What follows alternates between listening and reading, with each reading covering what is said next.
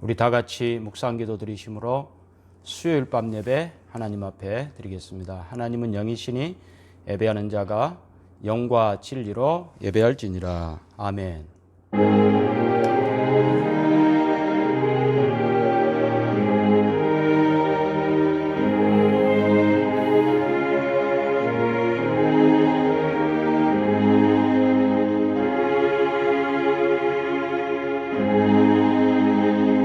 하나님 아버지 감사합니다. 오늘 수요 예배로 모였습니다.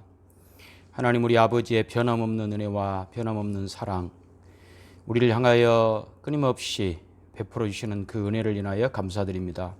오늘 저녁도 말씀을 통하여 우리에게 주신 하나님의 은혜와 사랑을 기억하게 하시고 그 말씀 의지하여 우리 주님 앞에 순종하는 복된 길 걸어갈 수 있도록 인도하옵소서.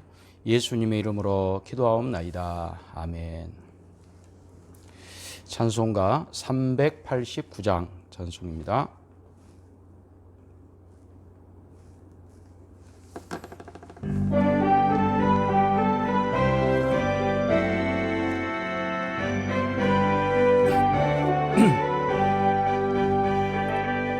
내게로 오라 하신 주님의 말씀을 따라 나와서 내 몸과 마음을 주께 드리니 주여 받아주소서.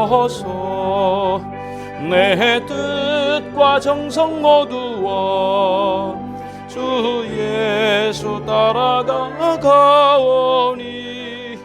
내 갈 길 인도하여 주소서. 나의 주시여, 내 맘에 주의 성령 오셔서 정결케 하여 주시고 주님의 귀한 성전 삼으사 항상 계시옵소서. 나 주님 힘써 섬기며 늘 충성하며 살리니 내 갈 길 인도하여 주소서. 나의 주시여, 내 참된 친구 되신 구주여 나에게 임재하시사 이 세상 끝날 되어 숨질 때 주여 함께 하소서. 나 주님 품에 안기어 자만식 영생 누리리 내 갈 길 인도하여 주소서. 나의 주시여. 하나님 말씀 봅니다. 로마서 15장 19절에서 24절입니다. 로마서 15장 19절에서 24절 말씀입니다. 표적과 기사의 능력으로 성령의 능력으로 이루어졌으며 그리하여 내가 예루살렘으로부터 두루 행하여 일루리곤까지 그리스도의 복음을 편만하게 전하였노라. 또 내가 그리스도의 이름을 부르는 곳에는 복음을 전하지 않기를 힘썼노니 이는 남의 터 위에 건축하지 아니하려 함이라. 기록된 바 주의 소식을 받지 못한 자들이 볼 것이요 듣지 못한 자들이 깨달으리라 함과 같으니라. 그러므로 또한 내가 너희에게 가려 하던 것이 여러 번 막혔더니 이제는 이 지방에 일할 곳이 없고 또 여러 해 전부터 언제든지 서바나로 갈 때에 너희에게 가기를 바라고 있었으니 이는 지나가는 길에 너희를 보고 먼저 너희와 사귐으로 얼마간 기쁨을 가진 후에 너희가 그리로 보내주기를 바람이라. 아멘. 바울 사도는 예루살렘에서 일루리곤까지 복음을 전했습니다. 이제 남은 목표는 로마에 가서 복음을 전하는 것이고 그리고 마지막은 서바나까지 가는 겁니다. 서바나는 지금으로 말하면 스페인입니다. 스페인은 세상 끝입니다. 성령이 너희에게 임하시면 너희가 권능을 받고 예루살렘과 온 유대와 사마리아와 땅 끝까지 이르러 복음을 전할 것이다. 그 땅 끝까지 이제 바울이 생각했던 그 땅 끝은 서바나였습니다. 스페인이었습니다. 그리고 그 스페인 서바나에 갈 때에는 24절에 있는 것처럼 너희가 보내주기를 바란다. 다시 말하면 로마 교회가 바울 사도를 그 스페인에 보내주기를 바란다라고 말합니다.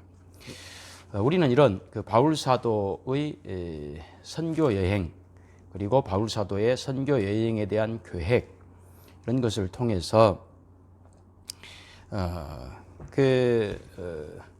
하나님께서 어떻게 그 하나님의 일을 이루어 가시는지를 우리가 볼 수가 있습니다. 그러니까 바울 사도가 지금 로마 교회 성도들에게 선교 여행에 동참할 것을, 그래서 그를 서바나로 보내줄 것을 요청하는 이 대목에서 이 선교라고 하는 것이 어떤 특성을 가지는가, 어떤 성격을 가지는가 하는 것을 우리는 정확하게 파악할 수 있습니다. 바울이 왜 이런 요청을 하고 있느냐? 바울은 선교에 대한 어떤 생각을 가졌느냐 하면 그 로마 교회 성도들이 그 바울의 선교 사역을 볼 때 다만 바울의 열심, 바울의 능력, 바울의 충성, 바울의 어떤 남다른 열정 때문에 선교가 이루어진 것처럼 생각하지 말라는 겁니다. 그게 핵심 포인트입니다. 왜냐하면 선교는 바울이 열심히 하고 있는 것 같이 보이지만 그러나 실제적으로는 하나님의 열심과 하나님의 능력으로 된 것이다. 이것이 중요합니다. 이것은 오늘 우리들의 신앙도 마찬가지입니다. 여러분, 우리가 신자 된 것, 우리가 구원받아 하나님의 자녀 된 것, 우리의 열심이나 우리가 하나님의 일에 동의했기 때문에 결과로 주어진 것이 아닙니다.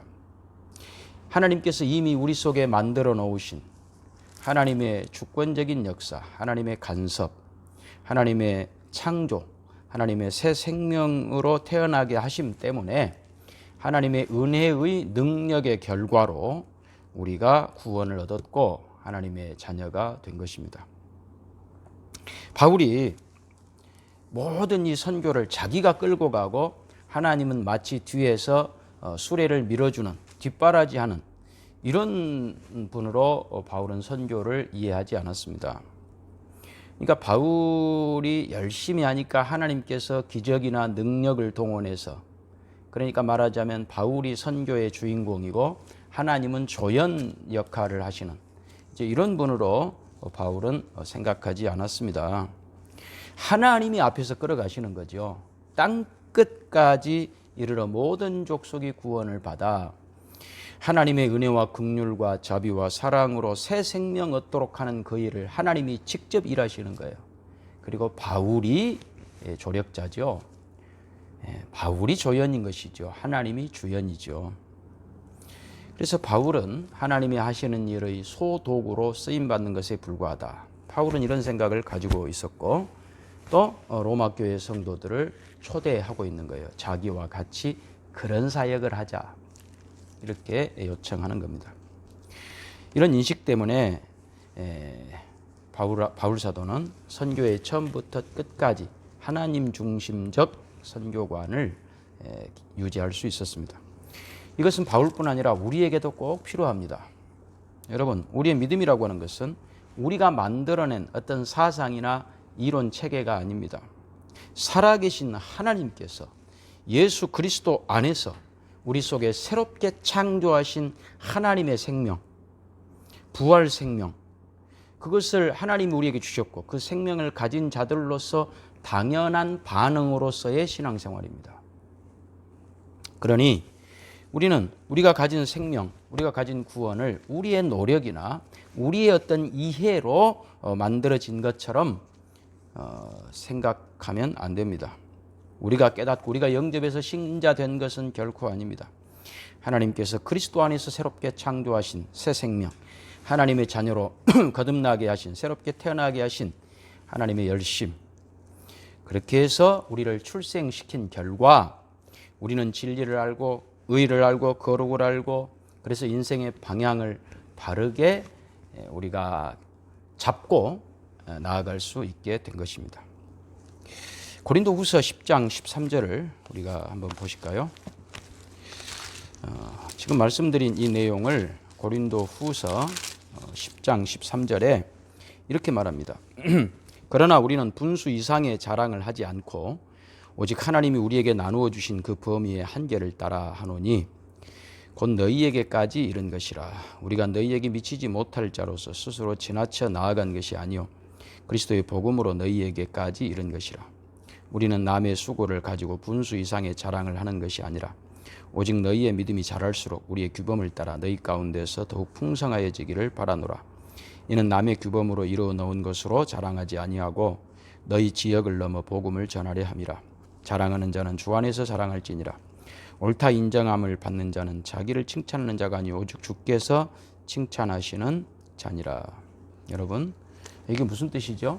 바울 사도는 고린도 교회에 복음 전하는 그 일을 단지 자기의 열심이나 자기의 노력의 결과로 된 것이 아니라고 말합니다. 고린도 교인들이 예수님 믿게 된 그 문제를 어떻게 바울은 해석하고 있느냐? 다만 바울 자신의 충성, 바울 자신의 열심, 바울 자신의 노력, 자신이 목숨을 돌보지 않고 복음에 헌신한 결과로서 고린도 교인들이 예수를 믿게 된 것이 아니라고 그렇게 몰고 가지 않습니다. 그렇지 않다는 겁니다. 물론 겉으로 보기에는 바울의 열심이 있었죠. 바울의 남다른 헌신이 있었죠. 그러나 실제적인 복음의 내용으로 들어가 보면 하나님께서 바울을 그렇게 밀어붙이셨다는 겁니다. 그 결과 고린도 교인들이 예수님을 믿고 구원을 받게 되었다는 거죠. 그러니까 바울이 있어서 고린도 교회가 탄생한 게 아니라 하나님께서 고린도 교회를 세우시려고 이미 계획하셨고 그 일을 위하여 하나님 바울을 보내신 것입니다. 오늘 이런 설교가 왜 중요하느냐? 우리는 신앙의 근거를 자꾸 나의 열심, 나의 노력, 나의 능력에 두지 말라는 거예요. 오늘 나라는 존재가 있기까지 하나님께서 무엇을 하셨고 나를 어떻게 여기까지 이끌고 오셨는가, 이것을 아는 것이 신앙의 큰 힘이 되는 거예요. 그래서 이것을 아는 신앙과 모르는 신앙은 실제적인 신앙생활에 있어서 많은 차이가 날 수밖에 없어요. 예를 들면 고린도 교회에는 고린도전서 14장에 보면 은사가 많은 교회였습니다. 그런데 고린도 교인들은 이 은사에 대해서 해석을 잘못한 거예요. 하나님이 왜 은사를 주셨는가? 은사를 주신 이유는 우리가 잘나고 똑똑해서 우리를 써먹으려고 하나님이 은사를 주신 것이 아니라 너무 부족하니까 은사를 주신 거예요. 너무 부족하고 그래서 하나님이 개입하셔서 우리를 키워가시는 과정, 너무 어리고 연약하고 부족하니까 하나님의 손길을 동원하시사 우리를 키워가시는 과정 속에 나타난 것이 은사단 말이죠. 그러니까 예수님이 세상을 떠나실 때에 내가 너희를 이 세상에 고아와 같이 버려두지 아니하리라. 그 약속을 실제적으로 이루어가는 과정이 은사로 나타난 겁니다. 우리 신앙과 우리의 인생을 우리 손에 맡겨두지 아니하시고 하나님이 친히 간섭하셔서 돌보아 주시고 키워가신다. 이게 은사다 이 말이죠. 그러니 은사는 우리는 우리 스스로를 지킬 능력이 없습니다. 하나님께서 우리를 거듭나게 하셨을 뿐만 아니라 우리를 양육하십니다. 우리를 키워주십니다. 하나님의 그런 돌보심의 손길이 우리에게는 반드시 필요합니다. 이것이 은사예요. 그러니 은사를 사모한다는 말은 하나님의 간섭을 바라고 순종하고 우리 연약하기 때문에 하나님의 은혜를 바라고 또 저 상대방도 연약하기 때문에 또 상대방에 대해서 비판하거나 또 그를 심판하지 않고 용서하고 기다려줘야 된다. 이것이 은사다 이 말입니다. 그런데 고린도 교인들은 은사를 받았다는 이유로 함부로 정죄해버리고 은사 없는 사람에 대해서 심판해버리고 비판해버리는, 그러니까 은사에 대한 잘못된 해석, 잘못된 생각, 이것이 잘못된 방향으로 그들의 신앙이 흘러가게 했던 거예요. 그렇기 때문에 오죽했으면 고린도전서 13장은 12장과 14장이 은사에 관한 내용인데 13장에 그 한 중심, 은사의 한 중심에 사랑장을 딱 집어넣어서 못을 받고 있겠습니까, 여러분? 그러니 우리는 우리 신앙, 우리의 그 열심이 신앙의 기초가 되고 모든 것을 가늠하는 척도로 여기지 말라는 겁니다. 내가 주인공이고 하나님은 마치 조연처럼 나를 돕는 분으로 생각하지 말라는 거예요. 그래서 내가 열심히 있으면 하나님도 성공하고 내가 포기해버리면 하나님도 포기한다는 생각은 옳지 않습니다. 그렇지 않습니다. 하나님은 절대 하나님의 일을 포기하시지 않습니다. 이스라엘 백성들이 바벨론 포로기 때에 그 하만이라고 하는 간신대 하나가 있었습니다. 그가 이스라엘 민족을 전멸시켜버리려고 왕에게 그 모략을 꾸며서 왕에게 헛된 보고를 해가지고 이스라엘을 몰살시키려고 했습니다. 그때 모르드게가 에스더를 찾아갑니다. 당시 아하수에로 왕이 에스더를 왕후로 간택한 그런 상태였습니다. 그래서 모르드게가 에스더에게 이렇게 말합니다. 하나님께서 이스라엘 민족을 구원하기 위하여 이때를 위하여 너를 왕비로 삼으셨는 줄 어떻게 알겠느냐. 너는 이 일에 앞장서서 우리 민족을 구하라. 그러나 만일 네가 안 한다고 해도 하나님은 다른 방법으로 이 민족을 구하고야 마실 것이다. 이렇게 말씀해요. 여러분, 그렇습니다. 하나님의 일이라고 하는 것은 우리가 해야 되고 우리가 안 하면 안 되고 그러지 않습니다. 모세가 없었으면 하나님이 이스라엘 백성들을 애굽에서 꺼내지 못했을까요? 그렇지 않습니다. 우리가 없으면 하나님은 하나님 일을 못 하실까요? 그렇지 않습니다. 우리가 열심을 내니까 하나님이 우리 뒤를 따라오시는 것이 아닙니다. 그 반대입니다. 하나님이 일하십니다. 하나님이 앞에서 끌어가십니다. 그 일에 우리가 부름받고 쓰임받고 있는 것이죠. 우리가 없어도 하나님은 충분히 하나님의 일을 하십니다. 그러면 의문점이 하나 생깁니다. 아니, 그러면 하나님 혼자 하시지 왜 굳이 우리를 불러서 그 일을 하시는가? 그 답을 한번 찾아봅시다. 고린도후서 5장 13절. 하나님 왜 굳이 우리를 불러서 혼자 하셔도 될 일을 우리와 같이 하시는가? 고린도후서 5장 13절입니다.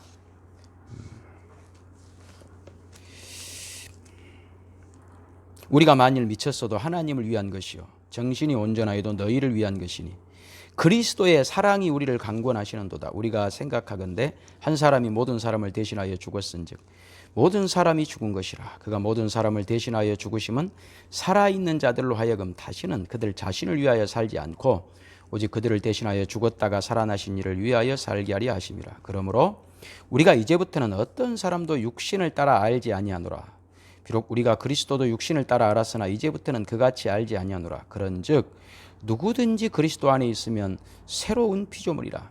이전 것은 지나갔으니 보라 새 것이 되었도다. 모든 것이 하나님께로서 났으며 그가 그리스도로 말미암아 우리를 자기와 화목하게 하시고 또 우리에게 화목하게 하는 직분을 주셨으니 곧 하나님께서 그리스도 안에 계시사 세상을 자기와 화목하게 하시며 그들의 죄를 그들에게 돌리지 아니하시고 화목하게 하는 말씀을 우리에게 부탁하셨느니라. 여러분, 우리를 하나님께서 부르셔서 굳이 같이 일하자 하고 하신 이유는 우리가 새로운 피조물 된 인생, 그렇죠? 이전 것은 지나갔으니 보라 새롭게 되었도다. 새로운 피조물 된 인생으로서 당연히 복된 새로운 인생을 살게 하기 위하여 우리를 부르셨답니다. 예수님 믿기 전에 우리는 어떤 사람이었죠? 옛사람, 나밖에 모르는 사람이에요. 나 하나 잘 되기 위하여 무참하게 남을 짓밟고 살았던 옛사람, 육체대로 살았던 우리들, 그런 우리들을 하나님께서 그 아들을 보내서 하나님과 화목하게 하시고 하나님을 아버지로 부르는 자들로 새롭게 출생시키셨습니다. 전혀 새로운 인생으로 하나님 우리를 바꿔버리신 거죠. 그래서 더 이상 생존 경쟁의 원리, 남을 짓밟고 올라서는 세상 방식이 아니라 여전히 그런 원리를 가지고 살아가고 있는 세상 사람들에게 생명을 증거하는 자로, 새 생명 가진 자로 살라는 겁니다. 그래서 고린도후서 20장 볼까요? 그러므로 우리가 그리스도를 대신하여 사신이 되어 하나님이 우리를 통하여 너희를 권면하시는 것 같이 그리스도를 대신하여 간청하노니 너희는 하나님과 화목하라. 하나님이 죄를 알지도 못하신 이를 우리를 대신하여 죄로 삼으신 것은 우리로 하여금 그 안에서 하나님의 의가 되게 하려 하심이라. 하나님의 의가 되게 하려 하심이라. 우리로 하여금 예수 그리스도의 그 의를 따라가게 하기 위해서 우리를 하나님의 일에 동참시키시는 겁니다. 하나님의 의가 뭐라 그랬죠? 많이 말씀드렸듯이 로마서 3장 21절, 로마서 3장 21절 이제는 율법 외에 하나님의 한 의가 나타났으니 율법과 선지자들에게 증거를 받은 것이라. 곧 예수 그리스도를 믿음으로 말미암아 모든 믿는 자에게 미치는 하나님의 의인이 차별이 없느니라. 하나님의 의는 옳고 그름을 갈라내는 그런 차별의 의가 아니고 틀린 자를 옳게 하는 의라는 거예요. 그것을 위하여 그 아들을 십자가에 죽도록 내어주는 그 의, 이것이 하나님의 의입니다. 여러분, 그렇게 구원받아 하나님의 사람 된 우리들은 사실 우리도 모르게 우리의 본성, 뼛속 깊은 곳에는 하나님의 의가 우리 속에 들어있는 거예요. 하나님의 의, 하나님의 열심, 하나님의 성품, 하나님의 마음. 그래서 하나님이 좋아하시는 것을 우리도 좋아하게 하는 거예요. 우리 속에 심어놓은 그 하나님의 의가, 하나님의 성품이 이제 우리의 신앙생활을 통하여 우리 밖으로 표출되게 하시기를 원하십니다. 그것을 위하여 하나님의 일에 우리를 동참시키신다는 거예요. 하나님의 의가 우리의 의가 되게 하시기 위함이십니다. 여러분, 그렇기 때문에 우리 속에 있는 이런 하나님의 마음, 하나님의 일에 동참하고 싶은 이런 마음, 이웃사랑의 마음, 용서의 마음, 이런 마음들은요, 원래부터 우리가 가진 게 아니에요. 원래 우리는 그런 족속들이 아니에요. 하나님이 우리 속에 심어주신 새 생명 때문에 태어난 거예요. 하나님이 심어주신 마음이에요. 하나님이 심어주신 그런 열심이에요. 내가 만들어낸 게 아니에요. 하나님 만들어주신 거죠. 하나님은 그렇게 만드셨고, 우리를 그렇게 만드셨고, 그렇게 만드신 우리와 이제 그렇게 살자는 거죠. 그래서 저 땅끝까지 이르러 모든 족속으로 하나님의 자녀 삼고 싶어 하시는 그 하나님의 마음, 저들을 죽음에서 생명으로, 더러움에서 거룩함으로, 그래서 진노와 형벌에서 영원한 복과 생명으로 인도하시고자 하시는 그 하나님의 마음, 그 마음에 바울이 동참했고 우리도 그 마음에 동참하기를 원하십니다. 그러니 오늘 하나님 우리에게 요구하시는 것, 여러분, 무슨 여러분의 시간이나 뺏고 돈이나 뺏기 위함이 아닙니다. 하나님이 뭐가 부족해서 여러분들에게 봉사하라 그러겠습니까? 뭐가 부족해서 하나님이 헌금하라 그러겠습니까? 다만 하나님의 가장 소중한 그 일에 여러분을 동참시키기 원하십니다. 하나님의 가장 소중한 사람들로 여러분을 만드셨고, 여러분 심령 속에, 여러분 속에 그 하나님의 가장 소중한 심령과 하나님의 글을 심으셨고, 그렇게 만들어 놓은 여러분들과 손잡고 하나님께서 그 의의 길을, 생명의 길을, 생명을 증거하는 길을 같이 가자고 하시는 겁니다.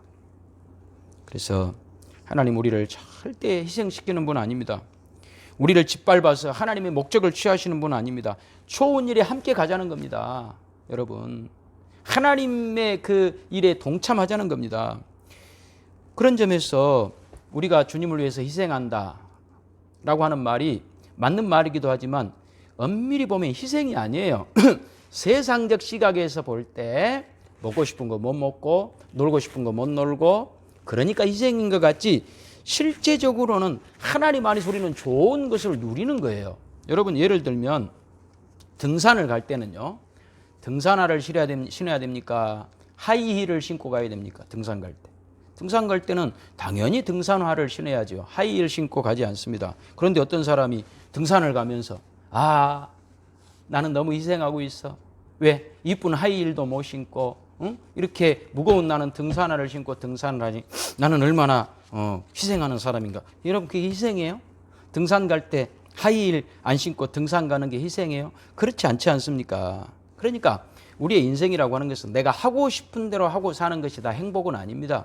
그것이 자유는 아닙니다.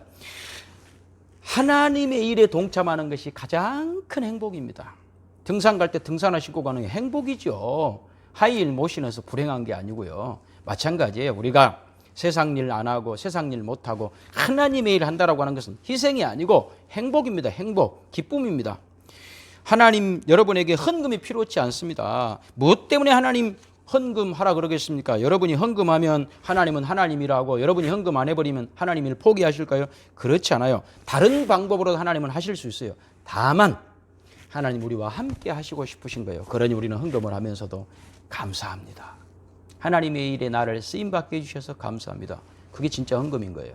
여러분, 그러니까 우리가 예수를 믿으면서 겪는 어려움, 희생, 누가 알아주지 않는 것, 억울한 것이 아니고 전부 하나님과 함께 나누는 좋은 시간들이다. 하나님의 능력의 손길, 은혜의 손길이 나와 함께하는 그런 시간들이니 얼마나 감사합니까? 하나님이 이끌어가는 그 역사에 모두가 다 쓰임받았습니다. 모세도, 베드로도, 바울도 전부 한 시대에 쓰임받았던 그런 사람들입니다. 여러분, 이 시대에 우리가 언제까지 이 땅에 살지 모르고 언제 하나님 앞에 부름받아 갈지 모르지만, 그러나 우리가 살고 있는 이 시대에 하나님 앞에 쓰임받고 하나님의 일에 동참하고 있는 것을 감사하시고, 그 역사의 수레바퀴를 하나님께서 굴려가고 있는데 그 수레바퀴를 구르는 그 일에 나도 손 얹고 있다. 나도 하나님과 함께 손잡고 가고 있다. 이것이 여러분에게 큰 명예고 특권이고 기쁨이고 영광이 되시기를 바랍니다. 기도합시다. 하나님 아버지 감사합니다. 오늘 주실 말씀을 꼭 기억하면서 우리가 하나님의 일에 동참한 것은 희생이 아니라 기쁨이고 영광이며 특권이고 명예임을 기억하여 더 기쁨으로 순종케 하옵소서. 더 기쁨으로 충성케 하옵소서. 예수님의 이름으로 기도하옵나이다. 아멘. 찬송가 390장입니다.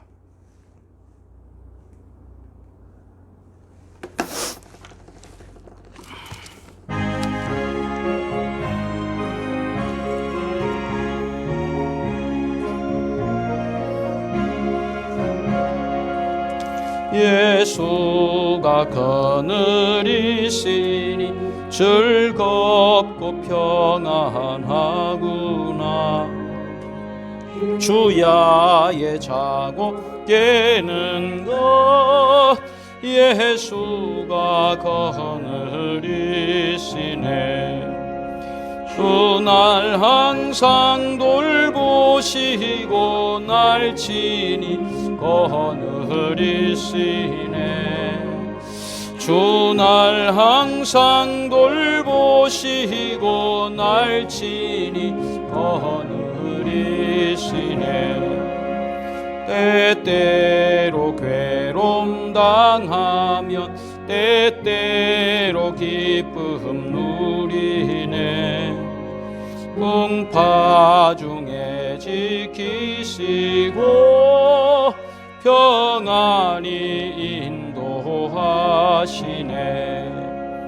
주 날 항상 돌보시고 날 친히 거느리시네. 주 날 항상 돌보시고 날 친히 거느리시네. 내 주의 손을 붙잡고 천국에 올라가겠네. 괴로우나 즐거우나 예수가 거느리시네. 주 날 항상 돌보시고 날 친히 거느리시네. 주 날 항상 돌보시고 날 친히 거느리시네. 이 세상 이별할 때에 마귀의 권세 이기네. 천국에 가는 그 길도 예수가 거느리시네. 주 날 항상 돌보시고 날 친히 거느리시네.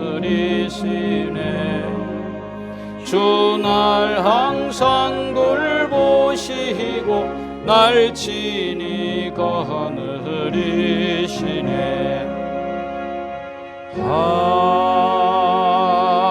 아멘. 가르치는 기도 드리겠습니다.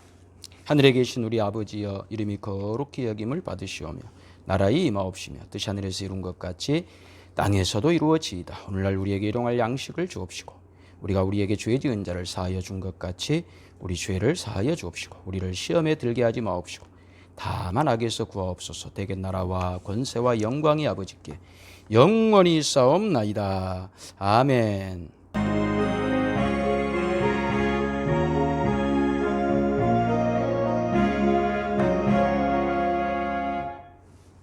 이상으로 수요 예배 마쳤습니다.